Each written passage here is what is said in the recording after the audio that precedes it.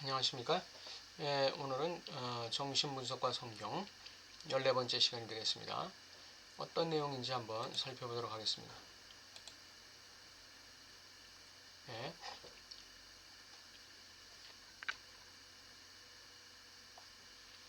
사랑은 내가 갖지 않은 것을 원치 않는 자에게 주는 것이다. 이러한 제목입니다. 락강은 사랑은 내가 가지고 있지 않은 것을 원하지 않는 자에게 주는 것이라고 말하고 있습니다. 분석 상황, 특히 전이 상황에서 분석가는 환자에게 뭔가 자신이 가지고 있는 귀한 것을 주려고 합니다. 그래서 환자의 취약함이 극복되고 심리적 연약함이 회복되며 정상적인 기능을 하면서 생활에 활력을 얻기를 원합니다. 반대로 환자 역시 전이 상황에서 분석가를 칭송하고 존경하면서 분석가에게 기쁨을 주려고 노력합니다. 그래서 분석 상황을 매우 행복하고 완전한 그들만의 폐쇄책으로 만들어갑니다.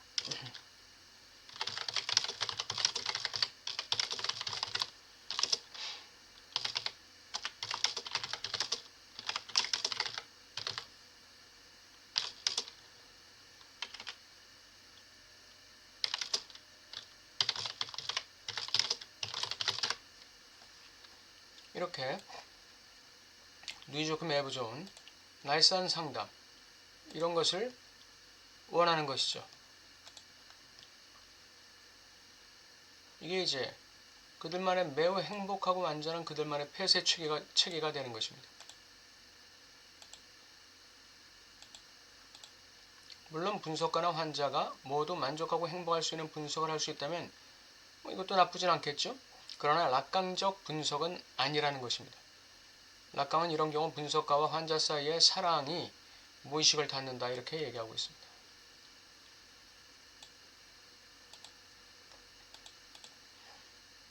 덧문을 열어놓고 자기를 알아달라고 호소하는 덧문 뒤의 미녀를 만나지 못하게 된다, 이렇게 얘기합니다. 이 덧문 뒤의 미녀가 누구죠? 무의식이라고 하는 것이죠.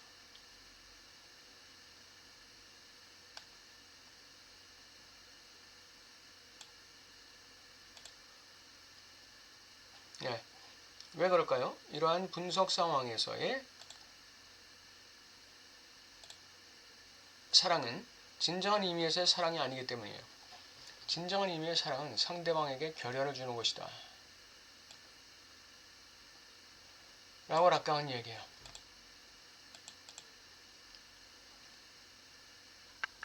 분석가는 자신이 가진 지식과 인격, 삶의 경험, 경륜을 통한 교훈을 환자에게 주는 것으로 만족해서는 안 됩니다.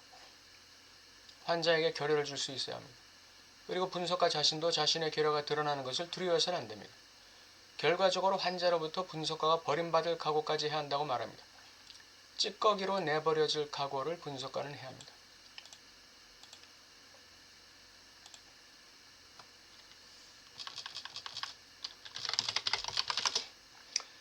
환자에게 찌꺼기로 내버려질 각오를 해야 돼요. 락강 정신분석에서 분석가는 결코 위대한 스승이 아니에요. 분석 초기에는 안다고 가정된 위치를 점유하고 있지만, 이건 분석 초기 얘기예요. 결과적으로 안다는 것 역시 환자에 의해 만들어진 환상에 불과했음을 환자가 깨닫게 되는 순간이 온다는 것이죠. 도덕 윤리 스승도 아니고 지식 전수자도 아니고 경험과 심리적 강함을 전수하는 자도 모델링 시키는 자도 아닌 폐기물로 사라지는 자, 이게 분석가입니다. 락강은 이를 사라지는 매개자다, 이렇게 얘기했습니다.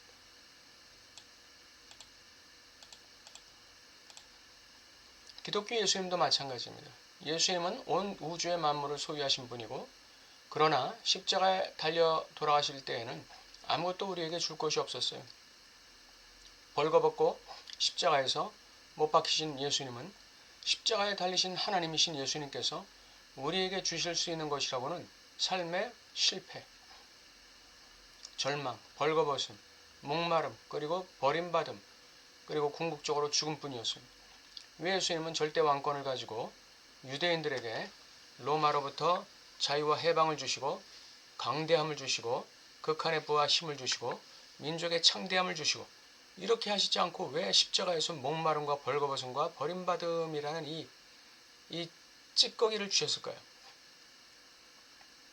하나님같이 부유하신 분이, 힘이 강한 분이, 십자가에 달리신 예수님은 그 순간에도 온 우주의 주인이시고 권력자였어요.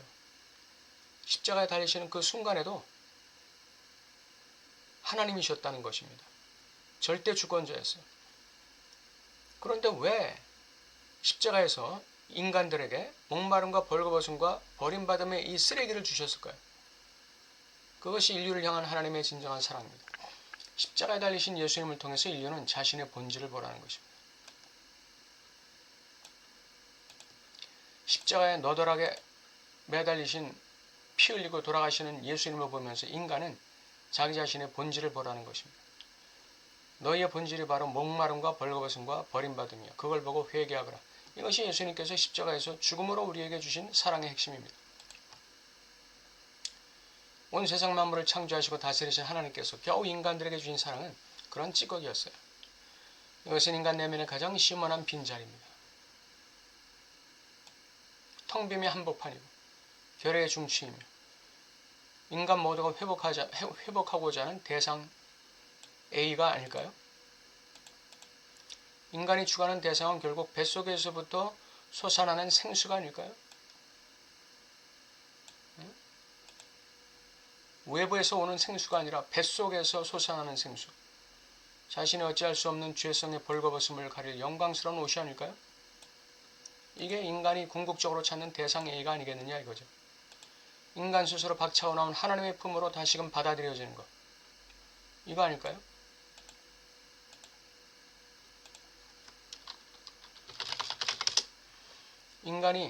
이게 인간이 지향하고자 하는 궁극적인 대상 A가 아니겠느냐. 궁극적인 대상 A. 이걸 우리는 엄한 데서 찾고 있는 것이 아닐까요? 일평생 죽을 때까지 이 세상에서 찾고 있는 거 아닐까요? 예.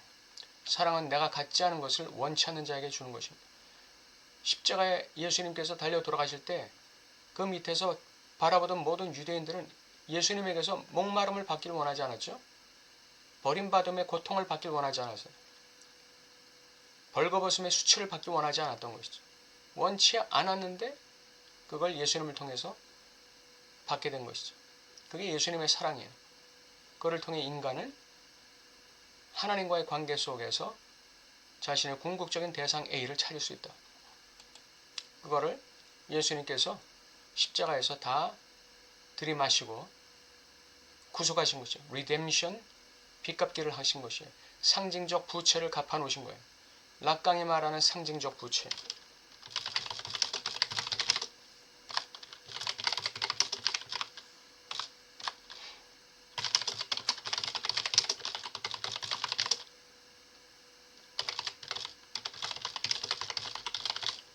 십자가에서 탕감하신 거예요. 다 인류의 목마름과 배고픔과 벌거벗음과 버림받음의 이 고통을 십자가에서 다 예수님께서 받아 마시고 죽음으로써 탕감하신 것이죠. 이것이 예수님의 사랑입니다. 네. 오늘 락강의 사랑에 대해서 기독교의 사랑과 비교해서 한번 살펴봤습니다. 네, 감사합니다.